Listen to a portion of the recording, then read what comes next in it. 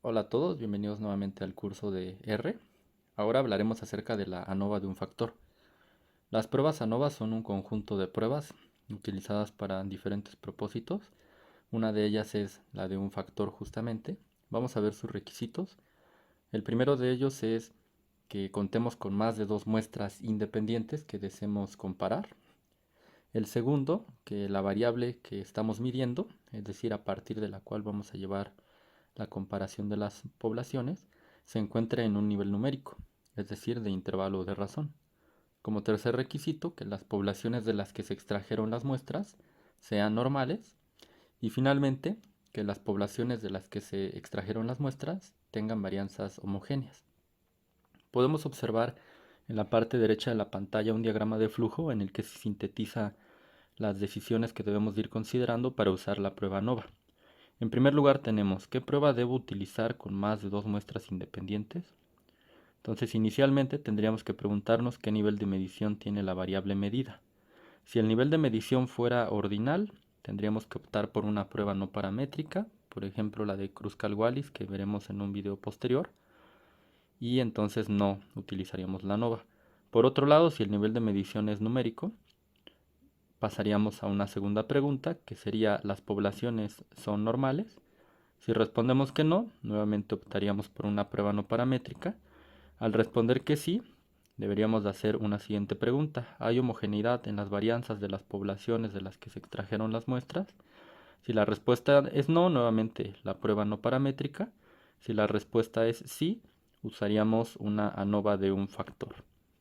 Es decir, estamos hablando aquí de los criterios que hemos ya mencionado anteriormente. Después nos preguntaríamos, una vez que hemos usado la ANOVA de un factor, si hubo diferencias entre las muestras o entre las poblaciones que estamos comparando. Si la respuesta es no, concluimos nuestro ejercicio.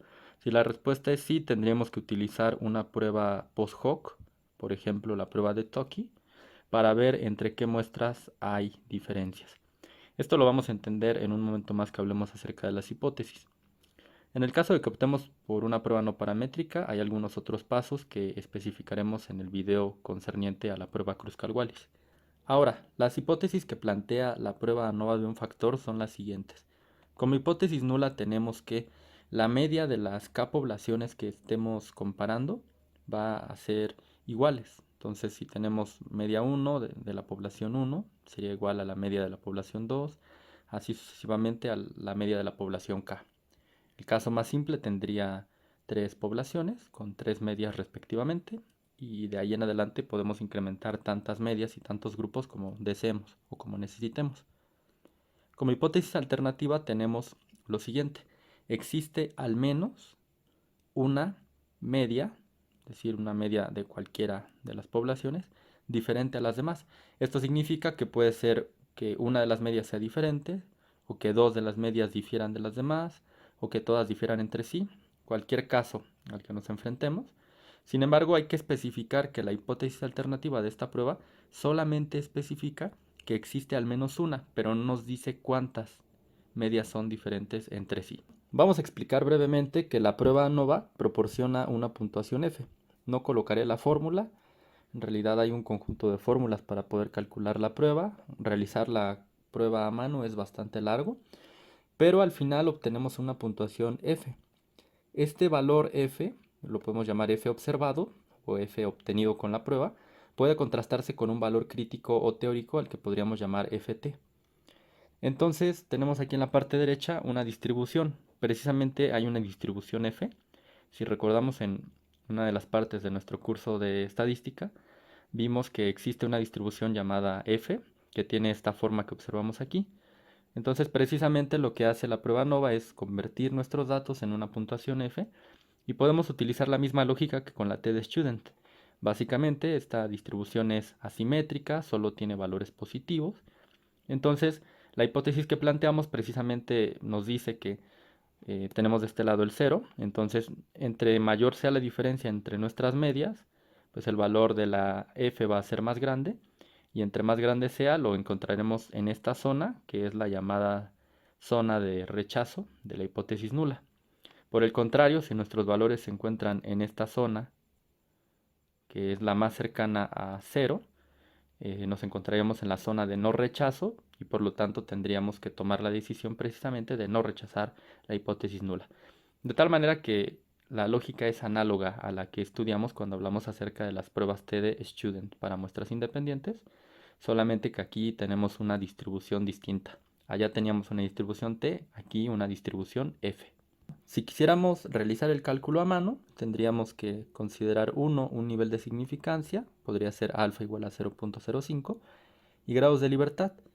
Para una prueba ANOVA y para poder buscar la puntuación F crítica en tablas, necesitamos 2 grados de libertad, los llamados grados de libertad entre grupos, que se calculan como R-1, donde R es el número de muestras o factores que tenemos, y los grados de libertad intragrupos, que se calculan como NT-R, donde NT es la suma de los tamaños de las muestras. Entonces tenemos que sumar los tamaños de las K muestras que tenemos y le restamos el número de grupos o de factores que estamos considerando. Ahora sí, con estos tres datos, grados de libertad entre grupos, grados de libertad intragrupos y nivel de significancia, podemos buscar en una tabla de puntuaciones F en dónde se encuentra o en dónde comienza nuestra región crítica para poder discernir la zona de rechazo y de aceptación de la hipótesis nula. Sin embargo, en nuestro caso vamos a optar por hacer uso de la tecnología y entonces nuestra toma de decisión se va a reducir a lo que hemos visto ya en videos anteriores. Si el p-valor que obtenemos es menor que el nivel de significancia que decidimos, entonces se rechaza la hipótesis nula. Caso contrario, es decir, cuando el p-valor es mayor o igual que el nivel de significancia, tendríamos que tomar la decisión de no rechazar la hipótesis nula. Para finalizar, como habíamos mencionado, nuestra hipótesis nula implica que todas las medias son diferentes, mientras que la hipótesis alternativa implica o menciona que alguna, al menos, de las medias es diferente.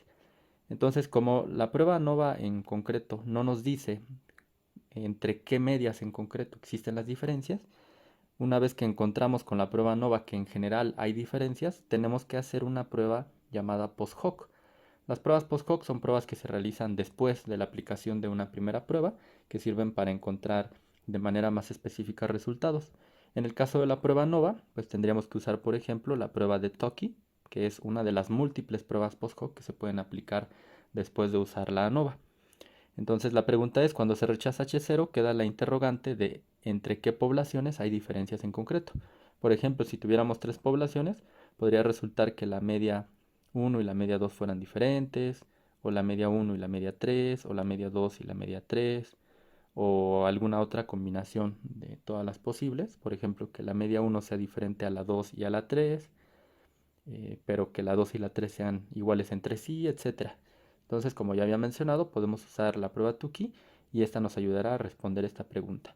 Vamos a hacer estudio para ver cómo sería todo este proceso calculado mediante ese lenguaje. Para llevar a cabo la prueba ANOVA de un factor, vamos a cargar los paquetes que utilizaremos. El primero es readExcel, después stats y finalmente dplyr. Aquí he colocado con comentarios las funciones que pertenecen respectivamente a estos paquetes y que utilizaremos en el video. Entonces, en primer lugar vamos a cargar una base de datos que tenemos en Excel, ya la hemos utilizado en videos anteriores. Entonces tenemos este data frame, son 80 observaciones en total, con 15 variables o 15 columnas. Y entonces, en primer lugar deberíamos de plantear nuestro problema. Vamos a pensar que queremos comparar el nivel de estrés a la mitad del semestre que tienen alumnos de distintas carreras, de psicología, de biología y de medicina. Entonces tenemos en principio 3 muestras, entonces obviamente 3 poblaciones. Estas muestras son independientes, las personas que estudian son diferentes, cada carrera, y además, bueno, obviamente vamos a suponer que hemos extraído cada una de estas muestras de forma aleatoria. Entonces, eso nos asegura que se traten de muestras independientes. Y en segundo lugar, deberíamos de preguntarnos si esta variable a partir de la cual vamos a hacer la comparación, que es el estrés a la mitad del semestre, es una variable al menos de un nivel de medición numérico. En nuestro caso así lo es porque, como explicamos en el video de pruebas de normalidad y de pruebas de homogeneidad, en esta base de datos hemos supuesto que estamos midiendo estrés, ansiedad y depresión y que lo hemos medido mediante escalas. Entonces estas escalas obviamente nos dan una puntuación que estaría en un nivel numérico o en particular en un nivel de intervalo. Entonces, una vez que sabemos estas dos cosas, deberíamos de llevar a cabo una prueba de normalidad para corroborar que cada una de las poblaciones de las que fueron extraídas estas muestras respectivamente se distribuyen de forma normal. En primer lugar, entonces vamos a tomar las muestras que queremos comparar. Para la de psicología vamos a crear un data frame que se llame psicología. Y entonces de nuestra base de datos original vamos a tomar con la función filter, que ya hemos explicado en videos previos cómo usar, todas aquellas filas donde coincida que la licenciatura sea igual a psicología. Entonces la ejecutamos y abrimos el data frame, pues observamos que precisamente en licenciatura ahora tenemos solo personas de psicología. Y bueno, de las 80 observaciones nos quedan solo 28 que cumplen con este criterio. Análogamente hacemos con biología, vemos que tenemos una muestra de 30 personas. Y finalmente con medicina, y aquí observamos también que son 22 personas. Como todas las muestras tienen un tamaño menor que 50, vamos a usar la prueba de Shapiro-Wilk para evaluar la normalidad. Utilizaríamos la de Kolmogorov-Smirnov si las muestras fueran mayores que 50. Entonces, para esta prueba de Shapiro-Wilk vamos a pasar como vector el estrés medio de la muestra de psicología, que serían las puntuaciones de estrés a la mitad del semestre.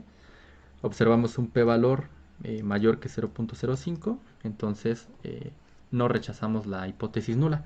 Hay que recordar que la hipótesis nula afirma en una prueba de normalidad que la población de la que se extrajo esta muestra se distribuye de forma normal. Si no la rechazamos, quiere decir que optamos en favor de la hipótesis alternativa, entonces aquí asumiríamos que esta población se distribuye de forma normal. Luego aplicamos la prueba de normalidad con la muestra de biología. También tenemos un p-valor mayor que 0.05, llegamos a la misma conclusión. Y finalmente, en el caso de la muestra de medicina, tenemos un p-valor mayor que 0.05, vale 0.54. Entonces eso significa también que debemos de optar por no rechazar la hipótesis nula. Entonces las tres poblaciones de medicina, biología y psicología se distribuyen de forma normal. Ahora, debemos de corroborar que se cumpla el supuesto de homogeneidad de varianzas, como vimos al inicio de este video. Para ello, como todas nuestras poblaciones en este caso son normales, las tres, podemos usar la prueba de Bartlett, que sería bartlett.test. Es una prueba para homogeneidad de varianzas. La hipótesis nula que va a probar es que las tres poblaciones de las que se extrajeron estas muestras se tienen varianzas homogéneas. En contraste, la hipótesis alternativa afirma que las varianzas no son homogéneas. Entonces aquí es muy sencillo, solamente hay que pasarle a la función dos argumentos. El primero es x igual a el vector que contiene las puntuaciones, en este caso el estrés medio de la base original, porque ahí están contenidas todas las puntuaciones. Y con una coma separamos, y el segundo argumento es g igual a, y le pasamos el vector o factor a partir del cual queremos dividir. En este caso, como queremos dividir a partir de la licenciatura, pues vamos a pasar precisamente este vector. Ejecutamos nuestra prueba, ya la hemos explicado en mayor detalle en el video de pruebas de homogeneidad de varianzas. Si tienen alguna duda o no recuerdan, pueden ir a consultar ese video. Obtenemos entonces aquí la prueba de homogeneidad de varianzas de Bartlett, y el valor que nos interesa en concreto es el p-valor. Obtenemos un p-valor mayor que 0.05, lo cual indica que no debemos rechazar la hipótesis nula, y entonces tenemos que asumir que las varianzas de estas tres poblaciones son homogéneas. Eso, bueno, nos corrobora el segundo supuesto importante. Entonces ya sabemos que se cumple el supuesto de normalidad y el supuesto de homogeneidad de varianzas. Eso ya nos califica para poder utilizar una prueba ANOVA de un factor. Para llevar a cabo esta prueba lo vamos a hacer de la siguiente forma. Vamos a utilizar la función AOV, AOV, y aquí adentro de esta función le vamos a pasar los siguientes datos. Entonces, en primer lugar tenemos que escribir la variable a partir de la cual vamos a comparar las muestras o las poblaciones. En este caso es un vector que es la ansiedad media. La estamos tomando de la base de datos original, y después tenemos que escribir este símbolo, que lo podemos escribir presionando la tecla Alt GR de nuestra computadora y la tecla donde se encuentra el asterisco generalmente. Entonces escribimos este símbolo y después, digamos, el vector a partir del cual queremos dividir en grupos. En este caso es el de licenciatura. Entonces escribimos base-d-datos, signo de pesos, licenciatura. Esto significa que queremos comparar, bueno, a partir de las licenciaturas, que son medicina, biología y psicología, y la variable con la que queremos hacer la comparación, que es la variable medida o variable dependiente, sería la ansiedad, -medio. Vamos a guardar esto en una variable llamada ANOVA. De hecho, si ejecutamos precisamente ANOVA, vamos a ver que nos da algunos datos. Sin embargo, estos datos no son suficientes para que lleguemos a una conclusión con respecto a la hipótesis nula, y para ello debemos de escribir summary. Le pasamos precisamente este objeto que hemos creado, que es ANOVA, ejecutamos y ahora sí tenemos, bueno, los siguientes datos que podemos observar aquí. En particular tenemos los grados de libertad entre grupos, que ya explicamos al inicio del video cómo calcularlos, los grados de libertad intragrupos, y aquí algunas sumas de cuadrados, media de cuadrados, etcétera, y el valor de f. Este valor lo podríamos utilizar para, bueno, contrastar con un valor crítico o teórico de tablas, pero en particular nosotros vamos a utilizar el p-valor, que sería este de aquí. Tenemos entonces un p-valor, en este caso de 0.96, que es mayor a nuestro nivel de significancia de 0.05, y por lo tanto no rechazaríamos la hipótesis nula, es decir, asumiríamos que las tres poblaciones tienen la misma media. Sin embargo, para explicar cómo podemos usar una prueba post-hoc, vamos a hacer la prueba post-hoc a pesar de que no hemos encontrado diferencias. Entonces quiero ser claro aquí, en este caso no es necesario aplicar la prueba post-hoc, pero la aplicaremos para ver cómo hacerlo. La prueba post-hoc que utilizaremos, como ya hemos dicho en el video, es la de Toki. En este caso, en R, la función se llama Toki con la T mayúscula y en mayúsculas HSD. Entonces aquí es muy sencillo, simplemente vamos a escribir Toki y adentro de los paréntesis le pasaremos el objeto que construimos, que le llamamos ANOVA. A este le podríamos haber llamado de cualquier forma, pero bueno, es más ilustrativo llamarle ANOVA. Ejecutamos este código y entonces lo que obtenemos aquí pues es una comparación múltiple de medias de Toki. Y bueno, aquí observamos una tabla. Esta tabla, si se dan cuenta, está comparando pues cada una de las poblaciones: medicina contra biología, psicología contra biología y psicología contra medicina, que serían todas las posibles comparaciones, pues porque tenemos tres poblaciones. Si tuviéramos más, serían más comparaciones. En este caso nos da la diferencia que hay entre las medias, nos da otros valores de, bueno, un límite inferior en este caso y superior de un intervalo que no vamos a estudiar. Y lo que nos interesaría aquí sería el p-valor. Entonces claramente aquí todos los p-valores que obtengamos van a ser mayores que el nivel de significancia, porque desde que hicimos la prueba ANOVA pues obtuvimos que no hay diferencias estadísticamente significativas en nuestras poblaciones. Sin embargo, si tuviéramos un caso en el que hubiéramos rechazado la hipótesis nula, por aquí debería de existir algún p-valor al menos, o varios, que tuvieran un nivel de significancia menor a 0.05. Eso significaría que para la comparación o las poblaciones que tengan ese p-valor menor que 0.05, bueno, hay diferencias. Entonces, en este caso hemos encontrado puros p-valores mayores que 0.05. Eso significa que no hay diferencias entre la población de medicina y de biología, entre la de psicología y biología y entre la de psicología y medicina. Entonces, esta es la manera de llevar a cabo una prueba ANOVA con su respectiva prueba post-hoc. Vamos a dejar el video hasta aquí, nos vemos en los siguientes.